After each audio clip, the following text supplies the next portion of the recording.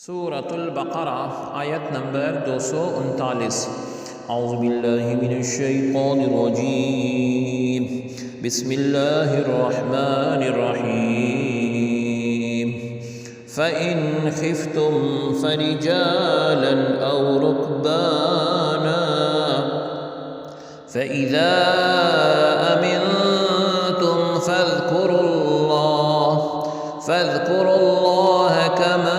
علمكم ما لم تكونوا تعلمون۔ لفظی ترجمہ ہے فا تو ان اگر خفتم تم ڈرو، فا تو رجالن پیدل، او یا رکبانن سوار، فا پھر اذا جب، امن تم امن میں ہو، فا تو اذکرو تم یاد کرو، اللہ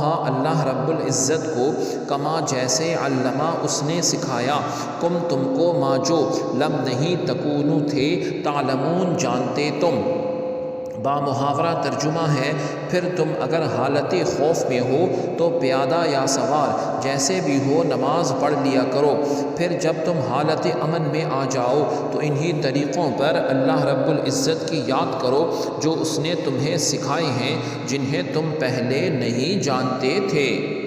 آیت کی تفسیر میں فرمایا گیا فَإِنْ خِفْتُمْ پھر اگر تم خوف کی حالت میں ہو، یہاں دشمن یا درندے وغیرہ کے خوف کی حالت میں نماز کا حکم اور طریقہ بیان کیا گیا ہے کہ اگر خوف کی ایسی صورت ہو کہ ایک جگہ ٹھہرنا ناممکن ہو جائے تو پیدل چلتے ہوئے یا سواری پر جیسے ممکن ہو نماز پڑھ لے، یعنی دشمن کا یا درندے کا خوف ہو تو انسان سواری پر نماز پڑھ سکتا ہے، اور اس نماز کو دہرانا بھی نہیں پڑے گا، جدھر جا رہے ہوں ادھر ہی منہ کر کے نماز پڑھ لیں۔ قبلے کی طرف منہ کرنے کی شرط بھی نہیں ہے، شریعت میں تھوڑی نرمی بیان فرمائی گئی اس حکم اس صورت میں۔